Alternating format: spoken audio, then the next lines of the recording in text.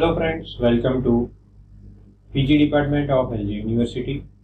This is a lecture series of subject Applied Mathematics for the first semester student in Computer Engineering branch.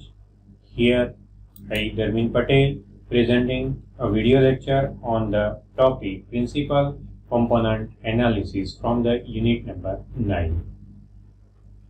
Here in the previous lecture we discussed about the correlation coefficient of two different datas, and here we will use this concept of correlation coefficient.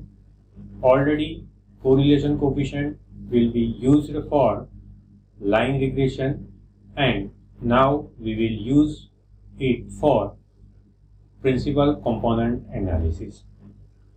Here we have to also use the concept of eigenvalue and eigenvector. Now we will start the concept principal component analysis.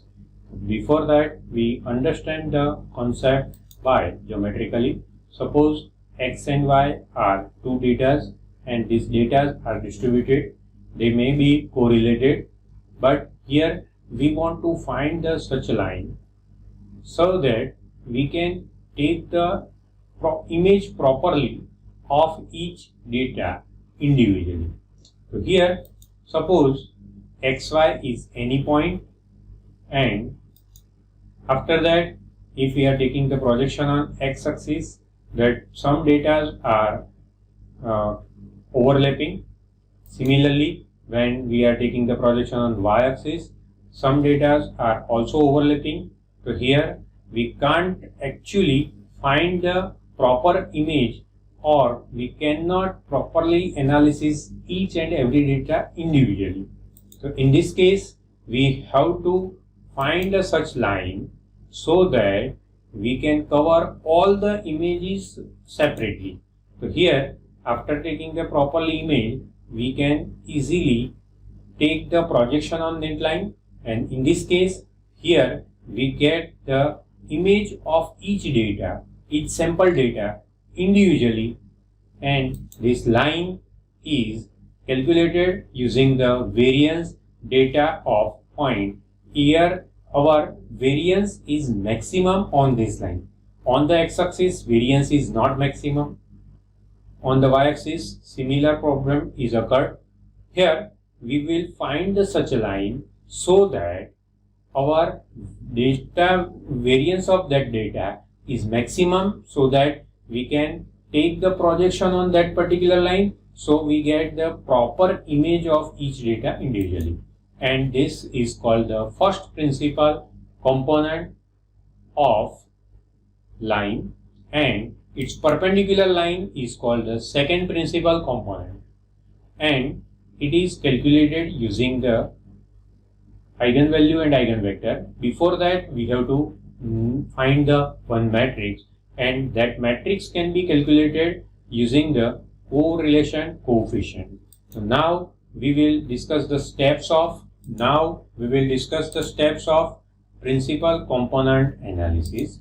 Here we will write the data in this table and find out the mean of x and mean of y. That is our first number step.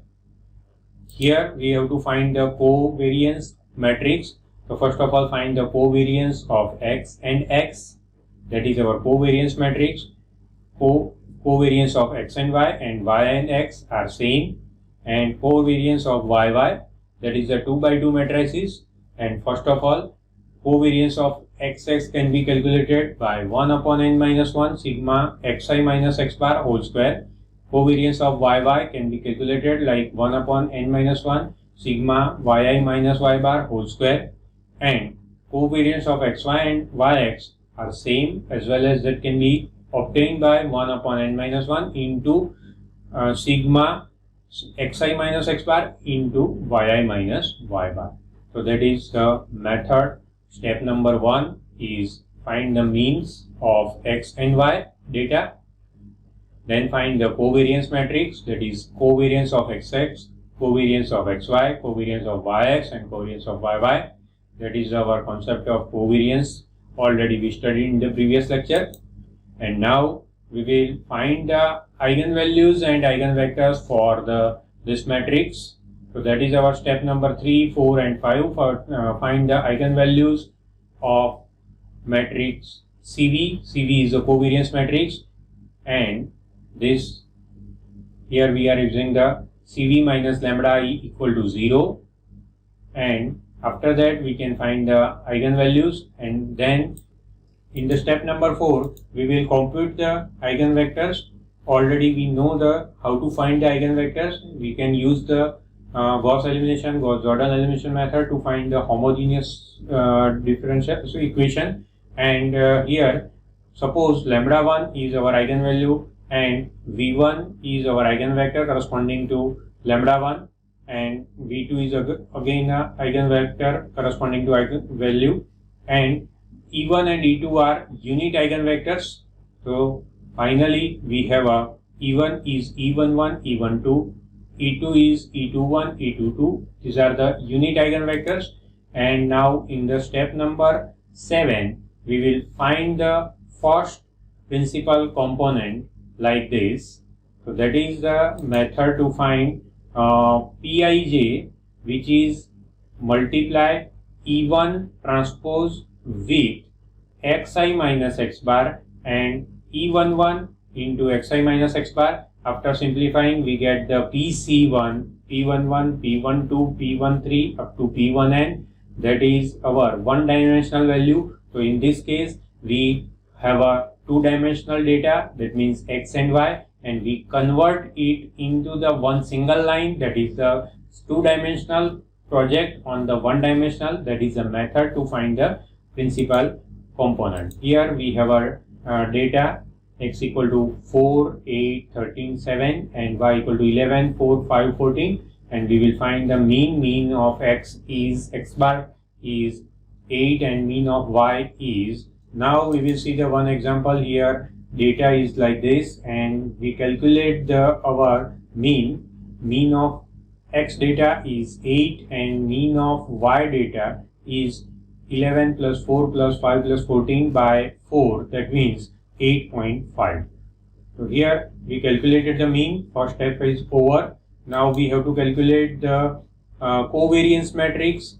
Here covariance matrix is denoted like this: CXX CV matrix. It is denoted as CXX, covariance of XX, covariance of XY, covariance of YX, covariance of XY and YX are equal, and covariance of YY. This is the 2 cross 2 matrix. Covariance is calculated like this: sigma xi minus x upon whole square upon n minus 1 sigma YY. Covariance of YY is y minus yi whole square upon n minus 1. Covariance of XY and covariance of YX are equal, so it is calculated like sigma xi minus x bar yi minus y bar upon n minus 1. Here n equal to 4.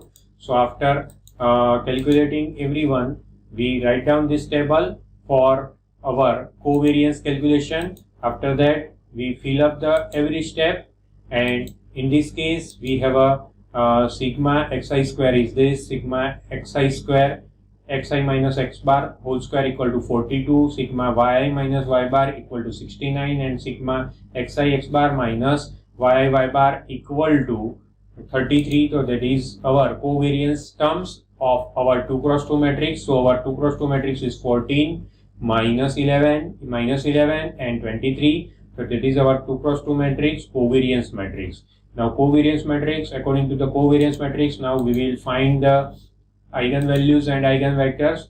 So this is our characteristic equation, and it is not easily solvable. So finally we are using the concept of b square minus 4ac, and these are our eigenvalues. So we calculated by this formula, and now we will find the eigenvectors. So here eigenvectors of corresponding to lambda 1 is equal to, now this is our step number 5, and in the step number 6 we will find the eigenvectors. So here we can easily find the eigenvectors corresponding to lambda 1 equal to 30.38 minus 48. It is equal to 0.3620 minus 0.53 92. So that is our first eigenvector, and similarly we can find the second eigenvector corresponding to lambda 2. Lambda 2 is 6.6152. After that we will find the E1 and E2, that means unit eigenvectors, and after that we will find this is our first principal component, that is written as like this type.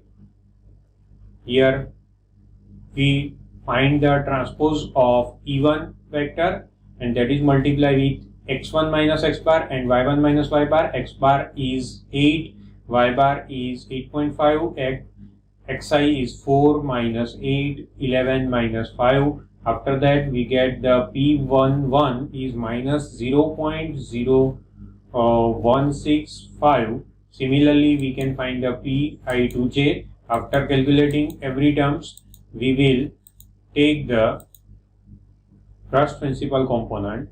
Here we write down the P12, P11, P13 and P14 in this table. That is the method to find the first principal component. Now in the next lecture we will discuss about the central limit theorem and Nevian Bayes theorem. Thank you very much.